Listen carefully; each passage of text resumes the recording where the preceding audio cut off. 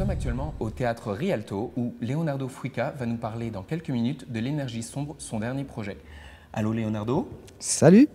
Nous sommes également avec celle qui était Kiki dans Borderline ainsi que Catherine dans Québec-Montréal. Isabelle Blais, bonjour. Salut. Et puis enfin, c'était le kidnappeur de Sandrine Kiberlin dans Romaine par -30 ainsi que Raymond dans Crazy, Pierre-Luc Briand. Bonjour. Bonjour à tous. Salut. Alors, je suis enchanté d'être avec vous aujourd'hui pour parler de ce nouveau projet que vous avez tourné il y a quelques semaines et qui s'appelle donc L'énergie sombre. Alors, L'énergie sombre, c'est un long métrage qui est tourné en found footage.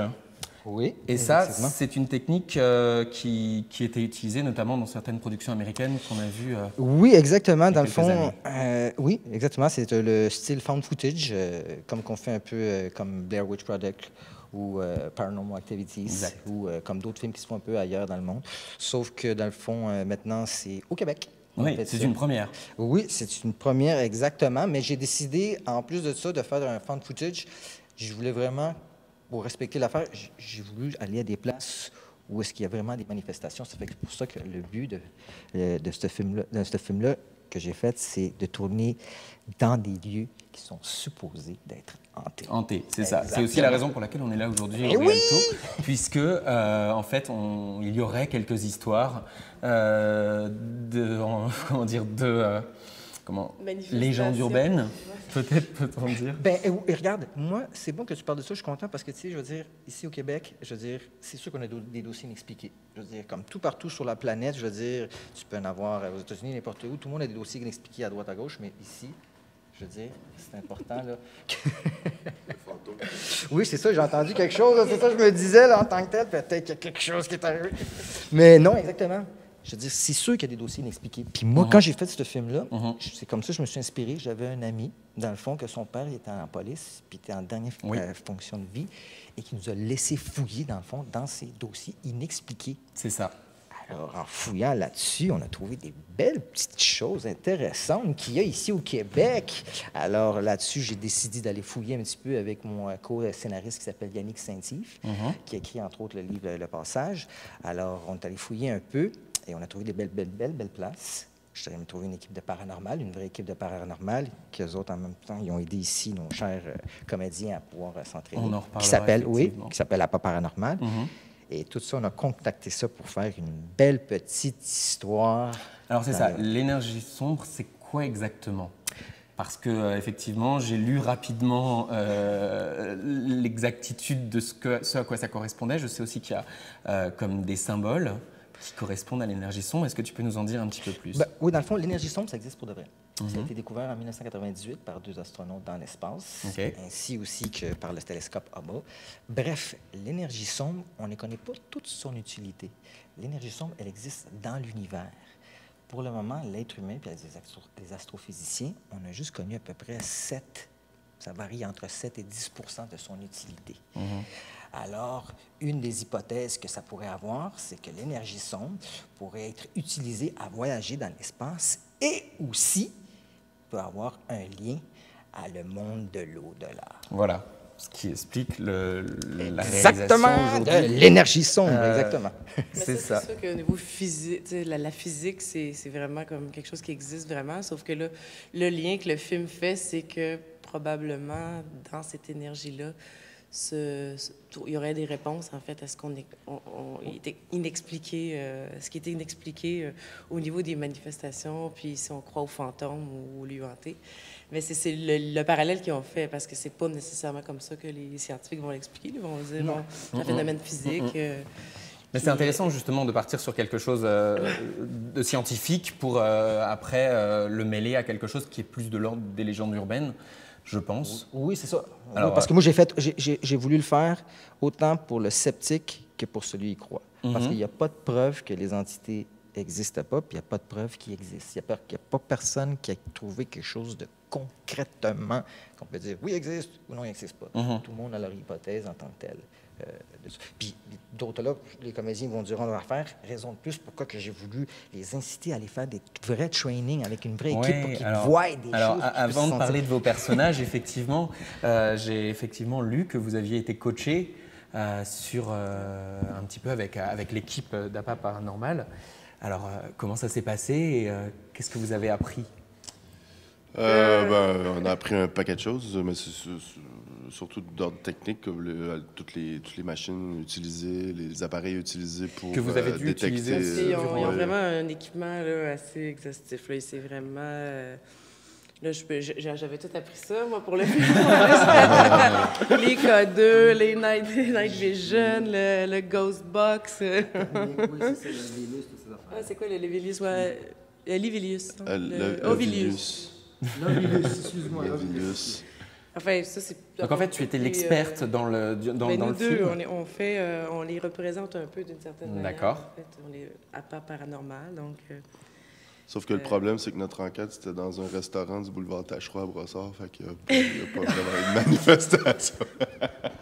Alors c'est ça, c'est l'histoire de deux universitaires ou deux personnes qui justement enquêtent sur la mort de... C'est ça, c'est l'histoire de deux étudiants d'anthropologie. Voilà. OK, qui reprennent l'enquête d'un étudiant mort il y a là, 12 ans plus tôt avec l'aide d'une équipe paranormale qui s'appelle APA Paranormal, qui est avec Lucas Perrault, le chef fondateur, Jésabelle et Thomas. D'accord.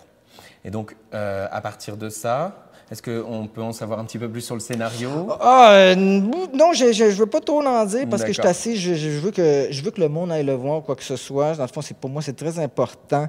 Je peux juste dire que oui, c'était dans des vrais lieux.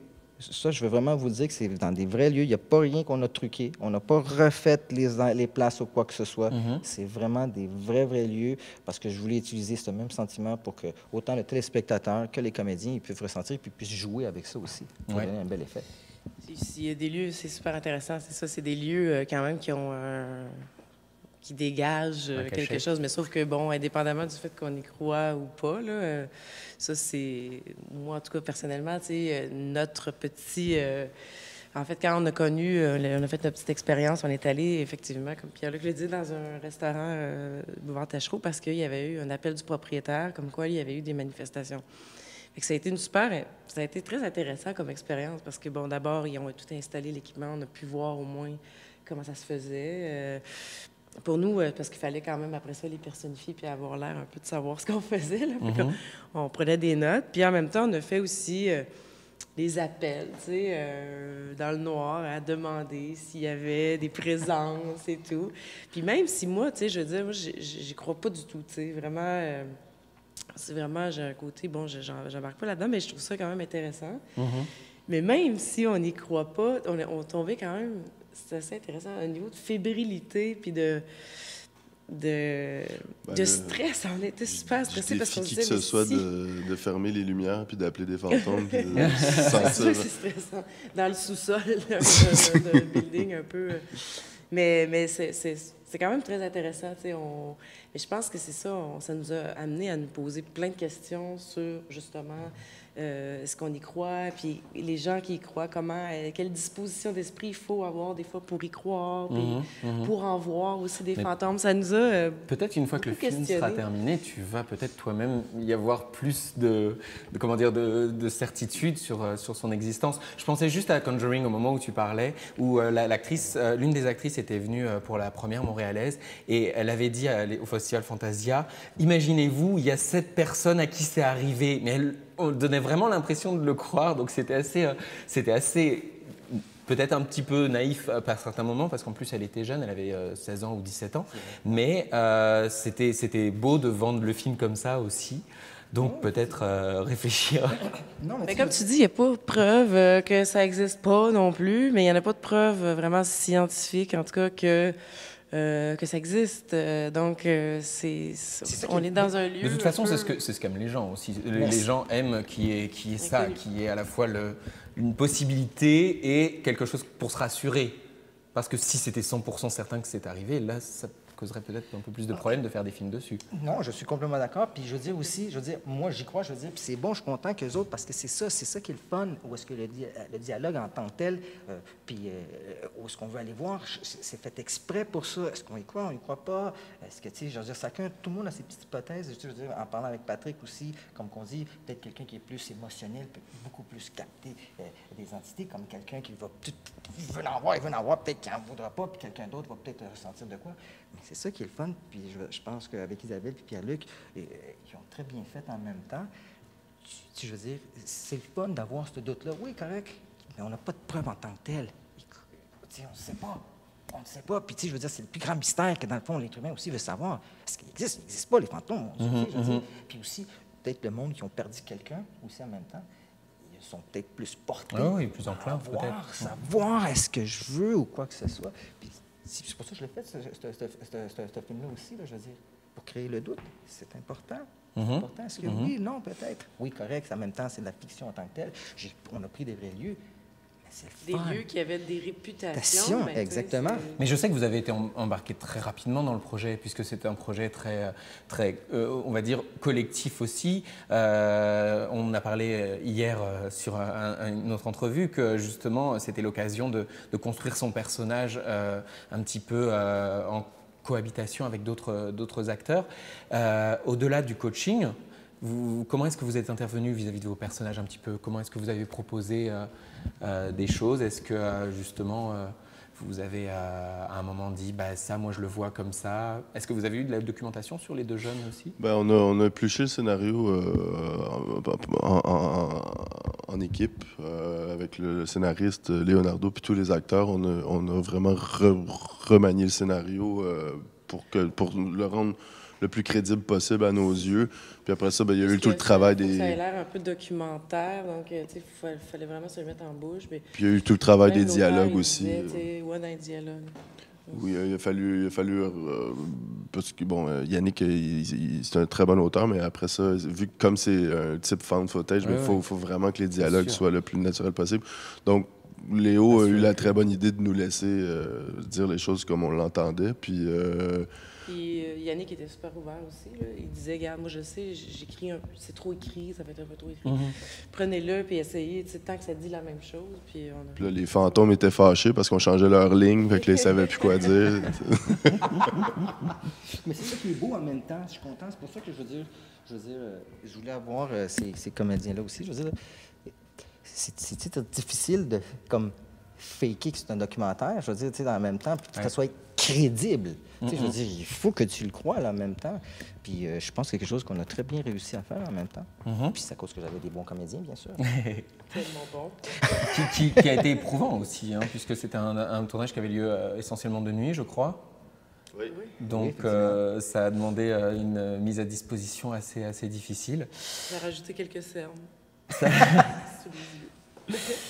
Bon, écoutez, moi j'espère en tout cas qu'on va voir très rapidement une bande-annonce. Que le film devrait être prêt pour Halloween, je crois. Exactement. Ça va être sorti en salle pour Halloween. Alors, dans ces eaux-là, à partir, je n'ai pas l'exacte date, mais dans ces alentours-là. Et allez le voir. C'est important que vous allez le voir. Je veux mentionner que c'est super important que c'est un film non subventionné. C'est vrai. À micro-budget puis privé. Ça veut dire qu'on n'a eu aucune aide. C'est important que le monde vienne voir le film et pas le downloader. Je tiens à dire ça parce que mon autre film que j'ai fait, La Reine, je ne l'ai pas encore enlevé de YouTube. Et je ne vais pas l'enlever parce que je veux que le monde au Québec voie des films que le monde ne paye pas. Oui, c'est vrai, c'est le fun, c'est encourageant, c'est valorisant pour moi, tout le kit, mais ça ne nous ramène pas de sous, puis on ne peut pas faire d'autres films. Puis le but ici, c'est que dans le fond, de faire d'autres films. Vous aimez ça, voir les comédiens qu'on a, quoi que ce soit, puis faire ça. Mais il faut vous encourager, surtout les films non subventionnés. C'est très, très, très important. Surtout quelque chose qui n'est qu'elle n'a pas été faite, en fait, on va dire. Non, c'est la première fois qu'on fait un film comme ça au Québec. C'est ça. Là, quand j'ai commencé à regarder un petit peu le tournage, je savais qu'il avait lieu et tout, puis je me suis intéressé au projet. Je me suis dit, ah tiens, c'est sûr qu'il y a déjà très peu d'incursions dans l'épouvante et dans l'horreur au niveau du Québec, mais alors ça, encore moins, c'est de mémoire, en tout cas, sauf si j'en ai laissé passer un qu'on n'aurait vraiment pas vu. Non. Donc, en tout cas, félicitations pour aller aussi sur ce terrain-là, parce que je trouve que c'est important. Et puis, il y a un public, on le sait, donc c'est aussi une bonne occasion. Écoutez, je vous remercie beaucoup des quelques minutes que vous m'avez accordées et puis j'espère que le film va trouver son public à sa sortie en salle. C'était donc Cyril Thiard pour Cinémaniac.